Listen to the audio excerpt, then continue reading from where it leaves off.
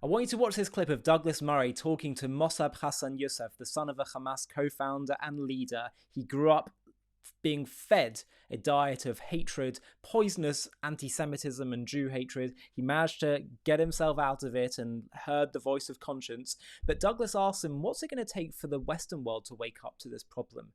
Because in some ways they sort of point the finger, blame at Israel, don't understand that this is about the root cause of this conflict is jihadism, is the Palestinian cause have been about trying to eliminate Israel. And he asks, what's it going to take for us to wake up to this problem that's going on in the Middle East, but also on the doorstep of the West? A really important question. Let's see what Mosab has to say. Let me ask you, as we wrap up, I remember speaking with you almost 10 years ago now, after a set of attacks in France, in Paris. There was the Charlie Hebdo attacks, the attack on a kosher supermarket, then the attacks when dozens of jihadists rampaged through Paris, massacred people at the Bataclan Theatre and the stadium and coffee shops. And I remember then asking you about, what does it take for the West to wake up to this reality? Because, you're aware of this reality because you grew up in it and you saw it firsthand, and you were a very unusual person in thinking your way out of it, which, is incredibly unusual. I would say that most Israelis today understand the reality that there's a group or groups of people who say, we want to kill you, and if they get the opportunity, they do. But the rest of the West seems to me, even all these years after we spoke about it, still is in a sleep. What would you say to Emmanuel Macron, Rishi Sunak, Joe Biden, Kamala Harris? What would you say to them to communicate to them that this is real? One of the biggest contributors to terrorism and violence actually hypocrites. Because when we are hypocrites, we're not calling things for what they are. We see the Islamists' threat. We see what they're capable of doing. And when I say CIA, FBI, Homeland Security, other intelligence services in the West, most democracies in the West, they know the ideological dimension that motivates terrorists and terrorist attacks. But we prefer not to talk about it because it's Islamophobic, or because it's controversial, or we may offend the Muslims. So now we're submitting to their intimidation when we don't talk about it, when we don't challenge it, that this is not acceptable. It's not acceptable. Life depends on diversity. And the different is appreciated. Yes, we should have human discipline because we are not animals. But also we don't want someone acting as a sword of God, because then everybody would think that they have this authority, and the only outcome is bloodshed. We have the Muslims who live in the West, and I think there is no problem with that in principle. But don't enforce your religious identity, and when they do, we have to counter it. Like, for example, we cannot separate church and state and allow mosque and state to be united. We cannot just stay asleep while watching the Islamic hubs produce more extremists.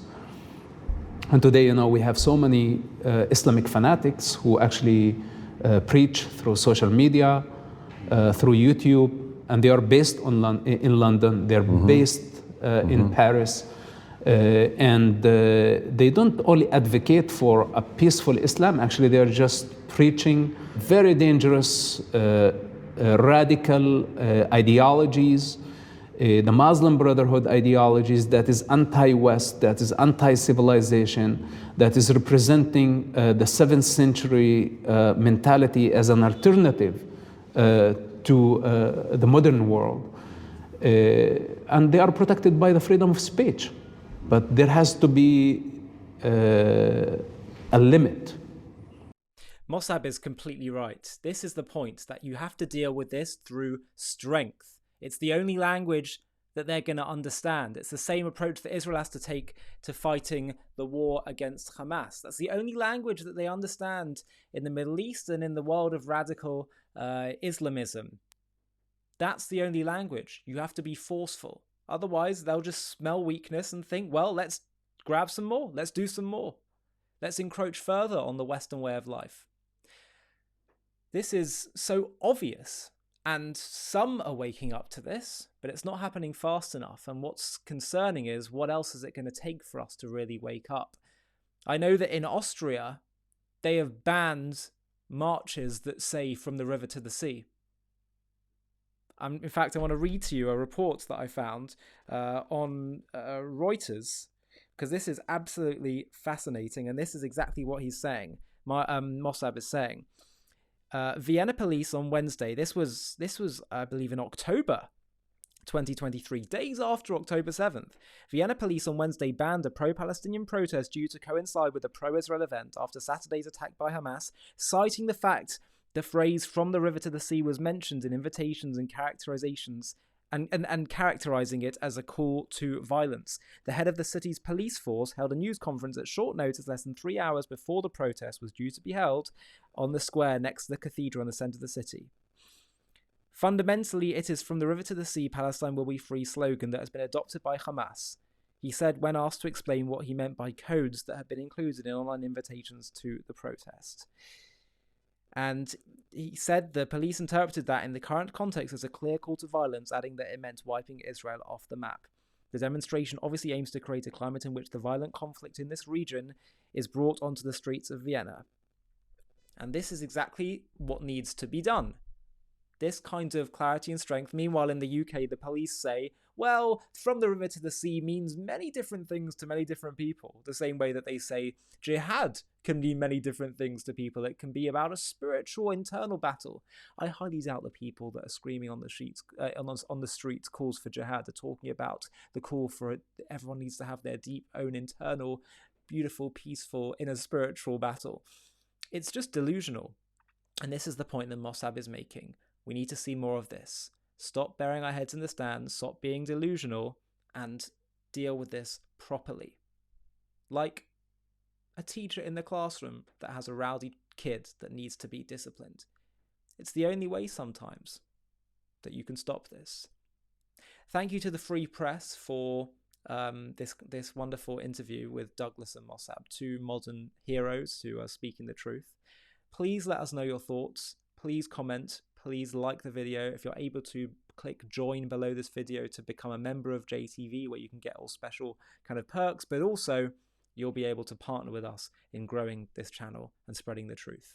Hi, thank you so much for watching. To watch another one, click here. To stay up to date with all our content, click here to subscribe. And if you're able to, you can help support JTV to grow and grow by clicking join below this video, where you can become a member and get perks including early access to videos and private live discussions with me. But most of all, you'll be partnering with us on our mission to change the world.